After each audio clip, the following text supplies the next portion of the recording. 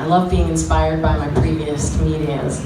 I tried to free my nipples, so I put a metal bar through one of them, you know? And I thought, this will free my nipple. All it does is give me crusty fucking nipples. All right, I ooze out of this fucking thing every day. I'm like, I wake up, I turn the fucking thing, there's little crust bits that I lay all over my bed. I'm like, is this thing worth it? I've had one person play with this fucking nipple ring, and okay, all right, it's nice. It's a nice little extra flavor, but she wasn't very enthusiastic, so I'm still waiting on those results. I ran into two the other night at a comedy show. This Irish guy comes in, flies into town, and he's fucking righteously funny. And I'm like studying him, and I'm like, what does this guy do? How do we do this? What's the trick? Because this is my fucking first time. Okay, first of all, these idiots asked me to get up here and do a comedy show for 15 fucking minutes. I have done 2 minutes of comedy in my life, except for every day with my people. That's right. Woo. I walk up to her after the comedy show, and I'm all like, because I'm going to be doing this on Sunday. And I'm like, I walk up to her and she doesn't even recognize me. I'm like, oh, this is going well. Okay. She's like, oh, hey, AJ.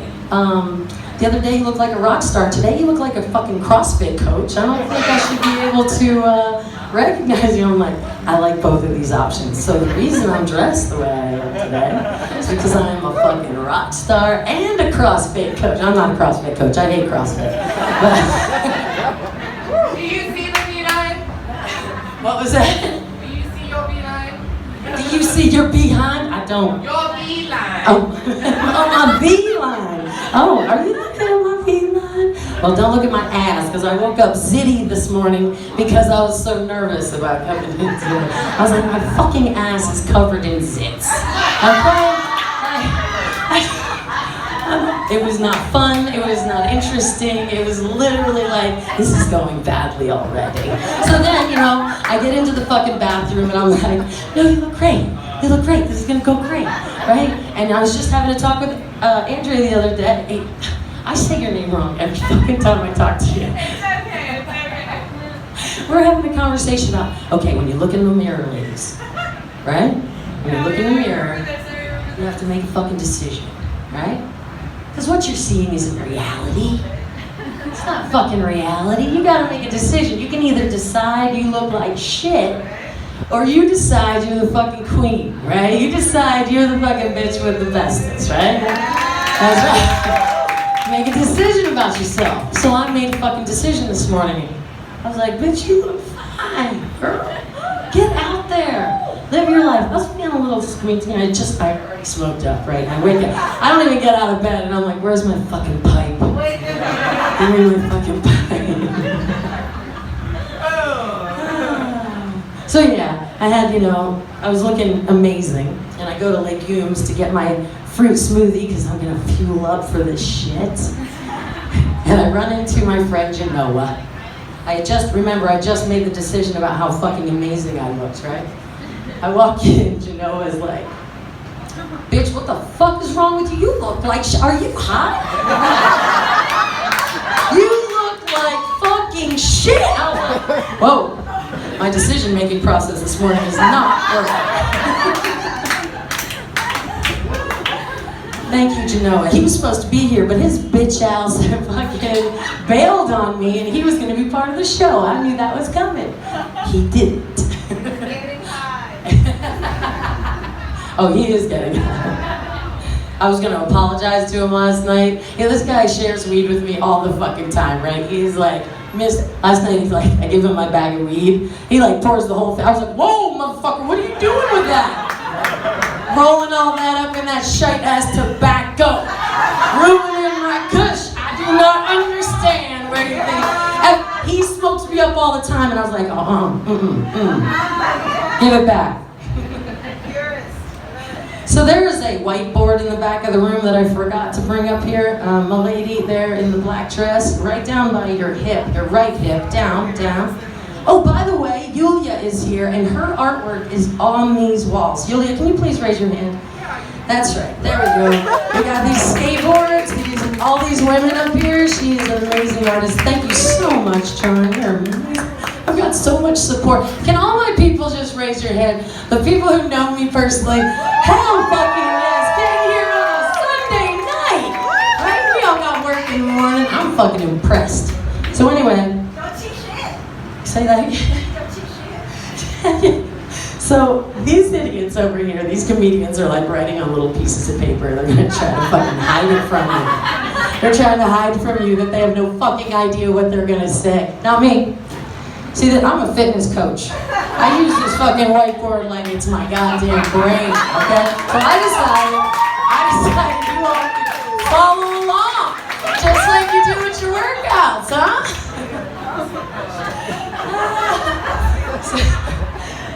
And don't worry, I have a little dry erase marker here. We're going to cross things off as we go through together.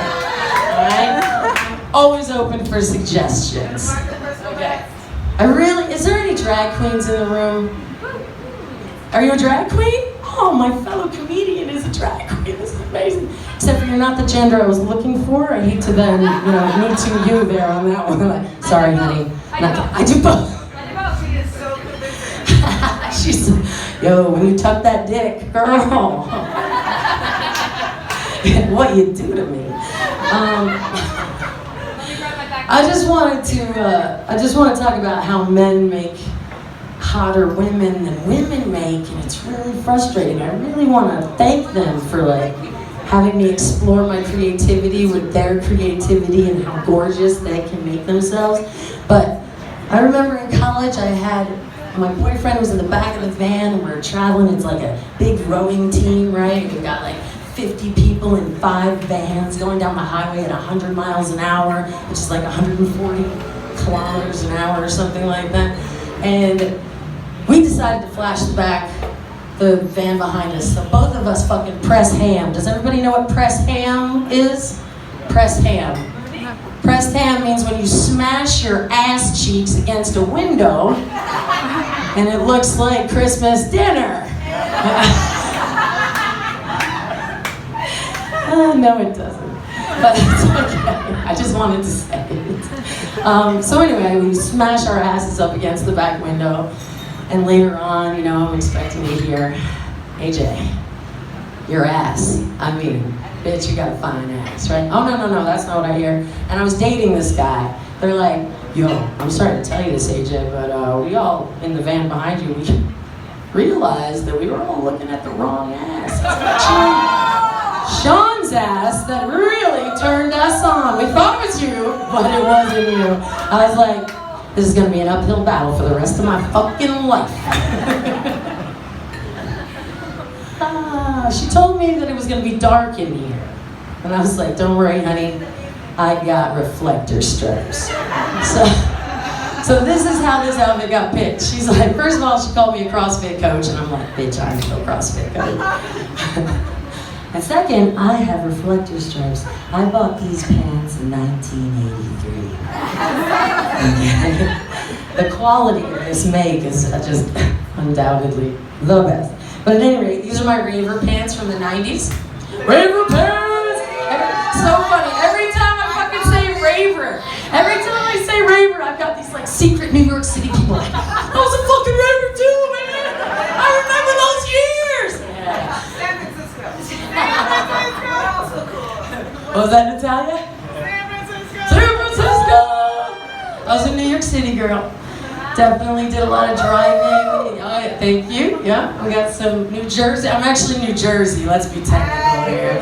Jersey girl. I was totally gonna get dressed up like a desperate housewife and start talking like this. I was still gonna get my nails done. I was gonna wear lipstick. I was gonna throw down like a motherfucker. But then she said I have to be all bright and shiny and seeable.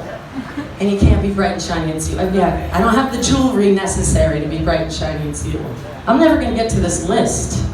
Anyway. Oh, public service announcement. I got to it. First of all, if you're not using coconut oil for all of your sexual experiences, you're missing out. You need to start doing so. You are welcome. Makes your blowjobs taste like cookies. Okay? I'm just saying, you might want to get your cookie on. All right? And the next day, I was just talking to, who was I talking? Issa about this today, wasn't I? Something about, so first of all, you get fucked with coconut oil, the next day you're like, oh. You're just walking and all your shit's all fucking smooth. And you're just like schmooing against your own self and you're like, thank you. Because it's just like, it's like Thai massage, right? You just want to get all lubed up and relaxed, and that's what coconut oil will do for you. That's my first public service announcement. You're welcome, your sex life will be changed forever. I was a fitness trainer back in Colorado, and when I was leaving, I had to leave Colorado and take care of my dad through some mean leukemia. So there was a big party to send me on my way. And I have a lot of my fitness friends here tonight, and they will know that I like to talk about the hoo-hoo a lot. Oftentimes we're conditioning our hoo-hoos. Either we're preparing for the zombie apocalypse or we're preparing for sexercise. You got two options, right? So the coconut oil is a constant, and the Bann Bar balls. I'm always talking about when I can't be in your life, just get yourself some Bann Bar balls. Who knows what Bann Bar balls are? Well, there we go. We got two people who know. We got Jacques and Natalia. My people know what Bann Bar. So Bann Bar balls are pussy balls. Okay, so they're little metal balls with little bells in them. I wish they had bells in them. I kind of want to jingle when I walk like a cat. And I want you to hear me coming. Hear me coming, if you know what I'm saying. So, and ding, ding, ding, ding. You can hear the cosmos in my pussy. Anyway, I gotta get to the part where I'm getting forced to have this soft penis in my mouth, but I just can't seem to get there. What was I talking about? Bann Bar balls, sorry, of course. So Bann Bar balls, you put them up in your vagina, there's two of them, and the object is to keep them up there all day long. Right? And you're just like, you gotta raise that pelvic floor, you've got a perineal floor's gotta come up, your hoo-hoo, your sphincter, everything's gotta be lifted. Think about what it does for you. I mean, but I'll tell you what, those things pop out at the fucking worst times. All of a sudden, I'm like, good thing I have underwear on today. I'm like, dum, dum. Made me laugh again. I'm sticking my hand down my pants and trying to drive that thing back up and in there because I don't want to take them out and put them in my pocket. They're covered with my own goo. You just got to be careful about these things. Hygiene. So anyway, those were the parting gifts that I gave to my clients as I left Colorado. I didn't have to get them weed. We all know where to get that, but they really just don't know about the Bann Bar balls and the coconut oil. Or now they do. Public service announcement. Now this is just like a workout, right? We get through the warm up, and then we've gotten like through 2 items on the list, and we're all like, and I'm like, damn it, we have 5 more things to do. So I love my job. I wish Farid was here for this story. Farid needs to be here. Oh, Farid. Farid, we miss you. So I love my job. Back in a long time ago, I was incarcerated in New York City, Center City Jail. And it was worth the price of admission. Let me tell you. I got more material out of this 2 nights in jail in New York City than I did out of anything else in my life. It was an education. So I'm just going to talk about Winnie. Winnie was a beautiful, beautiful prostitute. So I'm in there for stealing a car, and everyone else is in there for sex services. You know, whether an escort girl or an actual prostitute or like all sorts of fun shit in there. And one girl was in there for beating up her husband with her cowboy boots, and she was awesome too. But we're gonna stick with the prostitutes. So she's sitting there. I mean, we had been talking for a while now, and we're all sharing our stories, and they're like, what are you in for? And I'm like, what are you in for? And we're all like, yeah, we're bad. And they're like, wait, what are you in for? I'm like, stealing a car. Thinking I'm all bad. They're like, well, what's the code on that? Because I need to call my mom and tell her I'm in here for stealing a car, because I'm actually in here for sucking dick for money. And she's watching my 4 kids at home. I'm like, it's 1772. Calling your dad. And the payphone, this was a long time ago. So at any rate, this beautiful woman, it is Christmas time, and she's wearing handkerchiefs for clothing and stiletto heels. I'm like handing out my clothes because I'm a rowing coach and I'm on a recruiting trip. I've got winter coats on and sweaters and double flannel layered pants. And I'm like handing my clothes out to all these prostitutes because they're naked in this freezing cold fucking prison. And she gets in front of me and she's like, I don't know what you fucking bitches are thinking. I love my job. And I'm like, what's your job? What do you mean? You know, the clothes didn't, give it away. So she's like, I love sucking dick, okay? I want you to go home to your suburban housewives, your rural fucking America, and I want you to spread the word.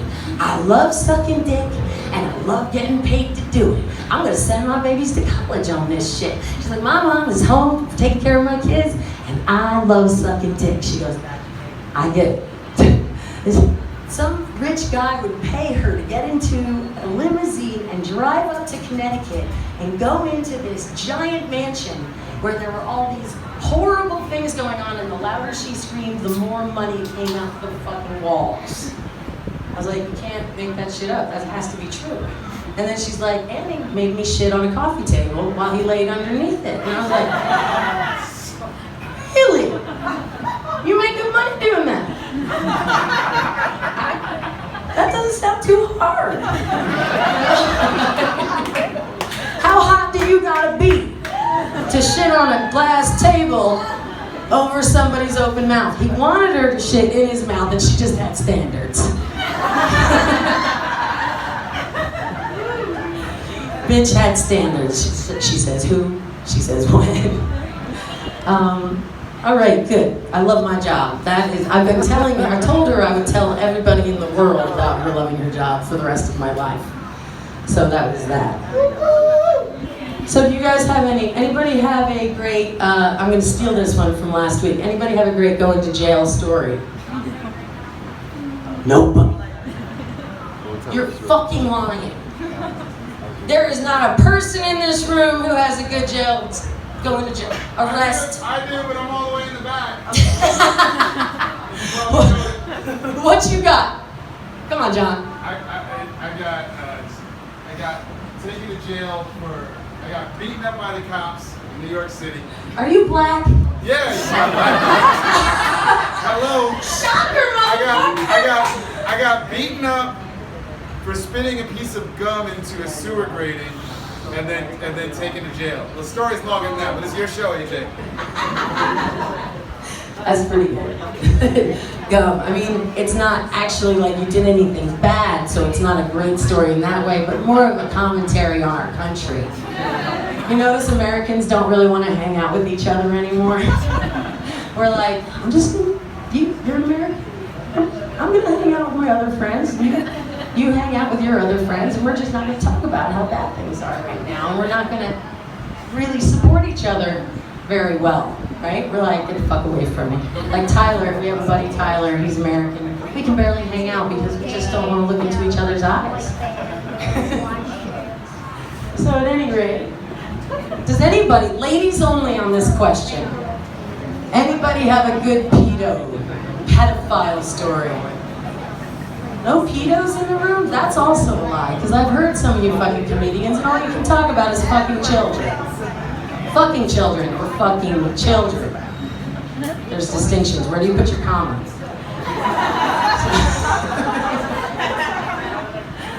So I have some rules about my pedophilia. They have to hit on me first. That's the only rule.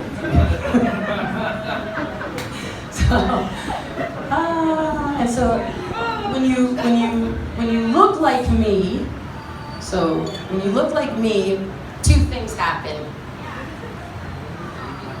Well, one thing happens to men, they want to prove that they're stronger than me in bed. So we start getting into some rough sex situations where I'm like, did I say I wanted to get beat up in bed? Let's, simmer down on the beating up in bed. So I was with this one guy, and he was a client of mine. I was training him all the time, and he was like, I'm gonna show you what it's like. I'm gonna show you how it is to be treated really well. And he starts punching me in the vagina, one finger, like this. I was like, Wolverine, let's simmer down. I don't prefer to be pummeled in the poontang, right? It's just not exactly what I'm going for the most part. So a couple weeks ago, I made the drunken mistake, drunk driving, drunk, all that. So I've got this jock. He's like, oh, honey, I'll tell you what. I was on the back of that fucking bike. Not this time, honey, because it didn't end up where you and I would normally end up. You know what I'm saying? So anyway, I'm leaving a party from our rooftop, this kid is coming down behind me, and he was like, could you give me a ride home? And I'm like, sure, no problem, let's go, mastery coming up. He gets on the back of the bike with me, and we're driving down the road, and he starts mashing my tits, and I'm like, drunk, driving. I'm like, interesting technique. I'm pretty sure I know how this is gonna go, but I'm still gonna make all the wrong decisions right now. Just to say I did. So, he's like, you wanna come up? I'm like, fuck yeah, let's go! Let's go upstairs, absolutely! And I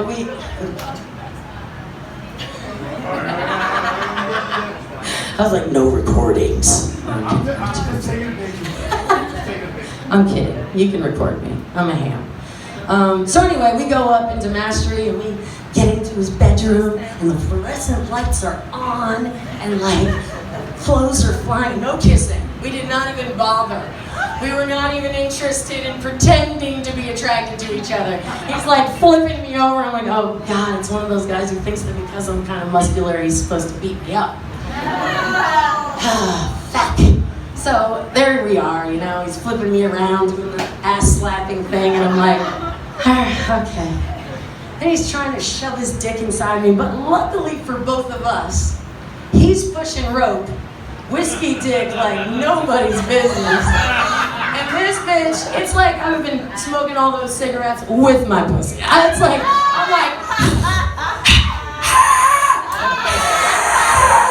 it's dry as the desert storm in there. So essentially, there's no babies getting made tonight, all right? Luckily for me. So, but he keeps trying, like he's 19, and I'm like, yeah, those 19-year-olds are sure cute, aren't they? So meanwhile, he's throwing me around, and I'm assessing that my entire life has led to this moment. So far from home. Yeah, I came here to read my father's war memoirs. I'm thinking to myself, I'm like, I came here to learn about Vietnam. I came to heal. I came to heal here. Papa, that's my dad. Papa, are you watching me right now? And right now, let me give you a visual on right now. Okay, because things have progressed while I was talking.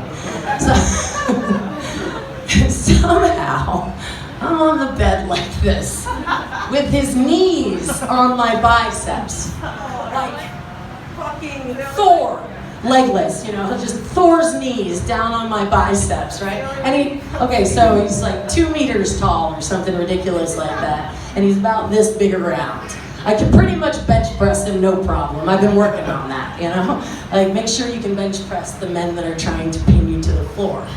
So anyway, his knees are in my biceps, and it hurts a little bit, but I'm like, ooh, exciting, you know, and he's shoving his fairly soft penis in my mouth, and I'm like, well, I'm not bringing my A game on this one, because this isn't going anywhere, but sure, I'll give it a little suck.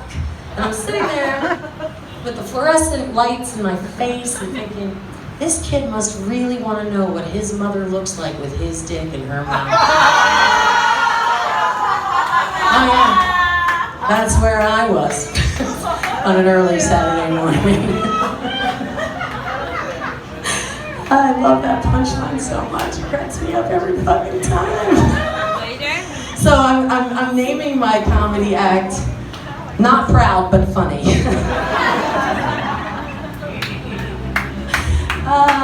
Where am I? See? Look, how handy is this? I don't have to fucking remember anything. Oh, I haven't crossed anything out. Hold on. You know? Like this is like 101, comedy 101.